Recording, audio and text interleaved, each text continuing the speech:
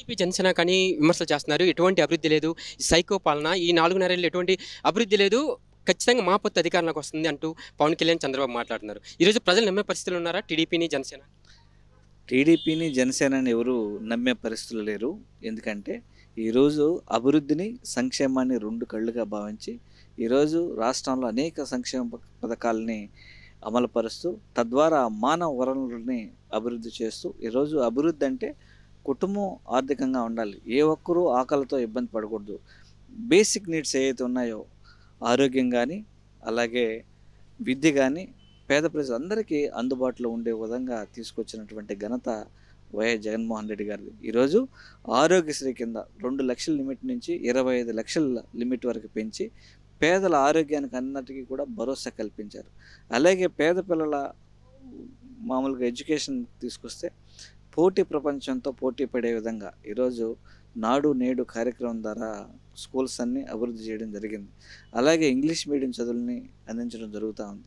అలాగే వాళ్ళకి ప్రత్యేకంగా ట్యాబులు అందించి కార్పొరేట్ సంస్థలు లాంటి బైజూస్ లాంటి సంస్థలే కార్పొరేట్ స్కూళ్ళకి పరిమితమైనటువంటి సంస్థలను తీసుకొచ్చి ప్రభుత్వ పాఠశాలలకి అనుసంధానం చేసి ఆ నాలెడ్జ్ని కూడా పేద పిల్లలకు అందించే కార్యక్రమం చేస్తున్నారు. అలాగే ప్రతి గ్రామంలోనూ గ్రామ సచివాలయాలని, అలాగే మార్కెట్కి సంబంధించినటువంటి మార్కెట్ యార్డ్స్కి సంబంధించి ఇది కానీ, రైతు భరోసా కేంద్రాలు కానీ ప్రతి ఒక్కటిని గ్రామ స్థాయికి తీసుకురావడం జరిగింది. అలాగే ఏ ఒక్క విద్యార్థి డబ్బులు లేదు, దానివల్ల మేము చదువు మానేసి మళ్ళీ పనుల బాట పడతామని లేకుండా వాళ్ళకి హాస్టల్ వసతి కానీ, వసతి దీవెన కానీ ఇట్లాంటి ఎన్నో కార్యక్రమాల ద్వారా ఆయన ప్రజలకు అందరికీ చేరువన్నారు. ఏమీ మాట్లాడడానికి లేదు కాబట్టి ఏదో పసలైన ఆరోపణలు చేయడం తప్పితే ఇలాగే అభివృద్ధికి సంబంధించినటువంటి విషయానికి వస్తే ఈరోజు పోర్టులు కావచ్చు, ఫిషింగ్ హార్బర్లు కావచ్చు, ఈరోజు మెగా ఇండస్ట్రీస్ కావచ్చు, ఎన్నో తీసుకొచ్చిన ఘనత జగన్మోహన్ రెడ్డి గారు.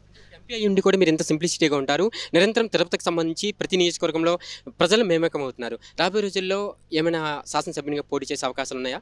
అంటే మీ పేరు వినిపిస్తుంది. వైద్యునిగా అనేక సేవా కార్యక్రమాలు అందించారు. అదేవిధంగా ప్రజల్లో ఉంటే ఇంకా మరింత అభివృద్ధి చేసే ఆలోచన ఉందంటూ మీ యొక్క అభిమానులు కూడా కోరుకుంటున్నారు తిరుపతిని. గౌరవ ముఖ్యమంత్రి వర్యులు నాకు ఈ పని చెప్పారు. ప్రస్తుతం ఇదే పని చేస్తూ ఉన్నాను.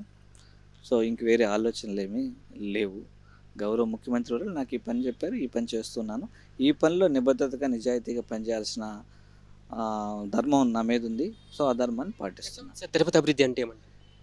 ఖచ్చితంగా ముందుకి ఎప్పటికీ పోలిస్తే తిరుపతి నగరం అనేది, తిరుపతి ప్రాంతం అనేది అత్యంత అద్భుతంగా అభివృద్ధి చెందింది. ఈరోజు మా గౌరవ శాసనసభ్యులు భూమాన కరుణాకర్ రెడ్డి గారి నాయకత్వంలో తిరుపతిలో అన్ని రోడ్స్ కానివ్వండి, అలాగే ట్రాఫిక్ ఫ్రీ జంక్షన్స్ అన్నీ క్రియేట్ చేయడం జరిగింది. అలాగే ఇప్పుడు గౌరవ ముఖ్యమంత్రి వర్యులు వైఎస్ జగన్మోహన్ రెడ్డి గారితోనే ఇవన్నీ సాధ్యమవుతూ ఉన్నాయి. ఈరోజు రైల్వే స్టేషన్ తీసుకుంటే 300 కోట్లతో అభివృద్ధి చేస్తున్నాం. అలాగే గౌరవ ముఖ్యమంత్రి వర్యులు గడ్కరీ గారితో కూడా మాట్లాడారు. మేమందరం ప్రెజర్ చేస్తున్నాం. ఈరోజు బస్ స్టాండ్ కూడా దాదాపు ఒక 500 కోట్లతో అభివృద్ధి చేయబోతున్నాం. అలాగే తిరుపతి ఎయిర్పోర్ట్లో ఒక ఏవియేషన్ ఇండస్ట్రీకి సంబంధించినటువంటి ఎంఆర్ఓ సెంటర్ మీద టెండర్స్ కూడా కాల్ఫర్ చేస్తాం. సికేడిఆర్ అనే కంపెనీ కూడా వచ్చింది, దానికి సంబంధించి చేస్తున్నాం. అలాగే in and around Tirupati parliament segment దాదాపుగా 698 కిలోమీటర్ల నేషనల్ హైవే కనెక్టివిటీని ప్రతిపాదనలు సిద్ధం చేసి టెండర్లు కూడా కాల్ఫర్ చేశారు. దాదాపుగా 15,128 కోట్ల రూపాయలతో పనులు కూడా మొదలు అయ్యున్నాయి. ఇలా ఫిషర్మెన్ కమ్యూనిటీకి వస్తే ఎప్పటి నుంచో పెండింగ్లో ఉన్నటువంటి పూడికతీత మామూలుగా ముఖద్వారాల్లో పూడికతీత కార్యక్రమం కూడా చేపట్టబోతున్నారు త్వరలో. తద్వారా దాదాపు 1,00,000 మంది ప్రజలకి ఉపయుక్తంగా ఉంటుంది. అలాగే 467 స్క్వేర్ కిలోమీటర్లు ఉన్నటువంటి పులికాట్ లేక్లో రహదారులకు సంబంధించి చాలా సమస్యలు ఉన్నాయి. దానికి సంబంధించి గౌరవ ముఖ్యమంత్రి గారి ద్వారా ఒక కమిటీ ఏర్పాటు చేసినాం. ఆ కమిటీ రిపోర్ట్ వచ్చిన వెంటనే ఇటు కూడా అనుమతులు వస్తాయి.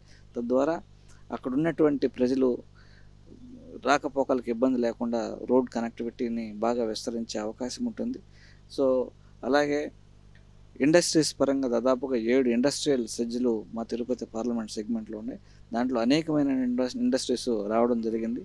జిందాల్ స్టీల్స్ వారు కూడా గౌరవ ముఖ్యమంత్రి వర్యులు కోరిక మేరకు 10,000 కోట్లతో కృష్ణపట్నం పోర్ట్ దగ్గర నిర్మింపు చేయబోతున్నారు స్టీల్ ఫ్యాక్టరీ. అలాగే క్రిప్కో ఒక ఫ్యాక్టరీ మొన్న ఇదైంది. అలాగే ఆదిత్య బిర్లా గ్రూప్ కూడా వచ్చే ఇండస్ట్రీస్ పెట్టింది. చాలా రకాలైనటువంటి ఇండస్ట్రీస్ అక్కడ పడి ఉన్నాయి. ఏర్పాటు చేస్తున్నారు. నా తిరుపతి పార్లమెంట్ సెగ్మెంట్లో దాదాపుగా 28 దేశాల యొక్క ఇన్వెస్ట్మెంట్స్ ఉన్నాయి. దాదాపుగా 60,000 కోట్ల రూపాయల ఇన్వెస్ట్మెంట్స్ ఉన్నాయి. వీటన్నిటితో తిరుపతి పార్లమెంట్ సెగ్మెంట్ అనేది సర్వతోముఖ అభివృద్ధి చెందుతూ ఉంది గౌరవ ముఖ్యమంత్రి వర్యుల నేతృత్వంలో. సో చెప్పండి, గతంలో ఏ ప్రభుత్వం చేయని శాశ్వత కార్యక్రమం సామాజిక సాధికారత యాత్ర. ఈరోజు ప్రజలందరికీ కూడా సామాజిక న్యాయం జరుగుతుందా? విజయవాడ నడిబొడ్డున కూడా డాక్టర్ బిఆర్ అంబేద్కర్ యొక్క విగ్రహావిష్కరణ ఎలా చూస్తారు ఈ యొక్క అంశాన్ని? ఈరోజు ఇది గౌరవ ముఖ్యమంత్రి వర్యుల యొక్క చిత్తశుద్ధికి చిహ్నం ఇది. ఈరోజు 125 అడుగుల వంటి విగ్రహాన్ని, అంబేద్కర్ విగ్రహాన్ని విజయవాడ నడిబొడ్డున ఏర్పాటు చేయడం, అలాగే ఆ అంబేద్కర్ గారి విగ్రహం ఏర్పాటు చేయడమే కాకుండా ఆయన ఆశయాలతో పేద ప్రజలందరికీ అండగా నిలబడడం. ఈరోజు ఏదైతే డాక్టర్ బిఆర్ అంబేద్కర్ గారు ఆశించారో ఆ ఆశయాల్ని తన పాలన ద్వారా కొనసాగిస్తున్నటువంటి గౌరవ ముఖ్యమంత్రి వర్యులకి అన్ని వర్గాల నుంచి మద్దతు, ఆశీస్సులు గౌరవ ముఖ్యమంత్రి వర్యులకు ఉన్నాయి. ముఖ్యమంత్రి గురించి ఒక్క మాటలో, ఎంపీ గారి మాటలు ఏం చెప్తారు?